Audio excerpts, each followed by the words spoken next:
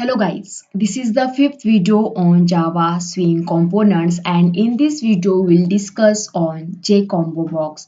So JComboBox is allows the user to choose one option from a drop-down list. So for creating this JBox, we have to use its class JBox class, and this class is located in javax.swing packages. Okay, so it support generic. So let's discuss programming. So I switch to Eclipse IDE. So this is the JFrame. So firstly we create main window, then set its layout null. Okay, then its size also set. So this is a text field, J button, get comment. Okay, so and next we also create a close button is activate using set default close operation, and then frame is set visible is true. Okay, so now we have to create JComboBox. So for creating JComboBox, firstly, we have to prepare the data type which are appear in this drop down list. So I want to display colors. So here I use a string array. Firstly, I declare string array. Name of this array is color. Okay, and I save the string array values here. Firstly, red, yellow, blue, then orange. Okay, so these are color we have to display on this drop down list. So firstly, we prepare the data. Okay, so next I create JComboBox. Okay, JComboBox, and its generic type is string because we have to display string value, a string array.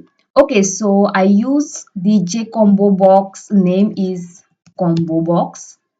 Its reference is combo box. Okay, is equal to new combo box. So here I create new combo box object of JComboBox, and its generic type is string. Okay, and pass this string array. Pass this color string array. Okay, so here I create JComboBox object which generic type is string, and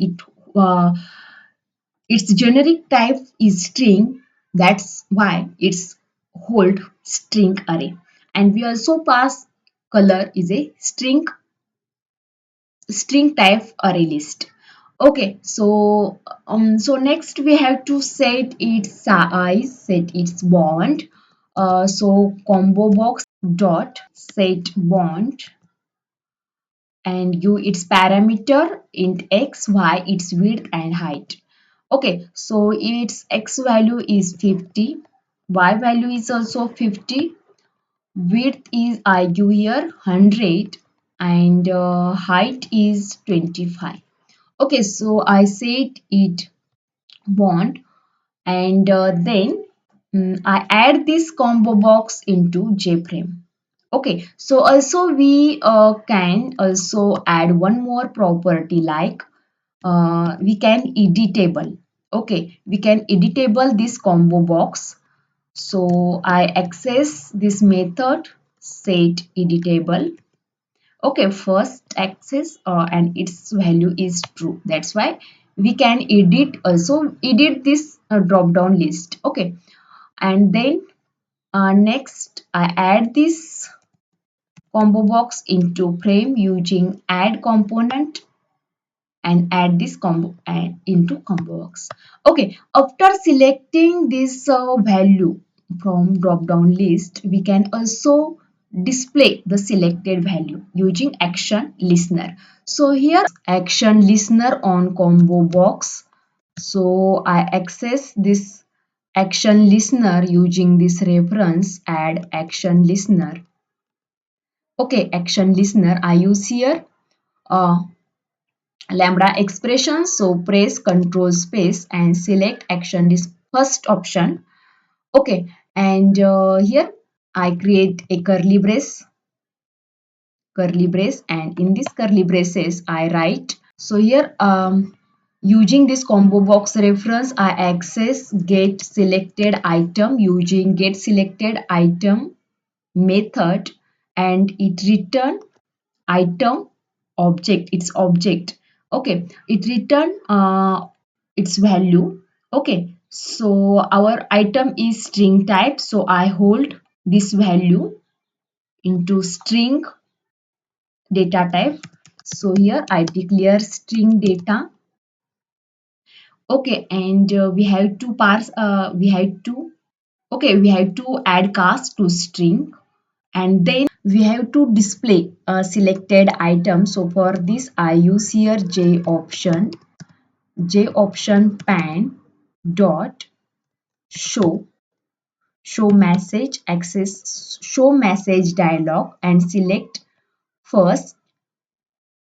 And firstly we have to give this message box display on frame, so I select this frame, and then here I print here selected item is equal to, and give its value is data. So its value is data, variable is data. Okay, so I run this. Okay, so this drop down JComboBox is editable because we true this value is true, editable. So also we can select, and when we select, then this selected item is show on this message box. Okay, orange, selected item is orange. Okay.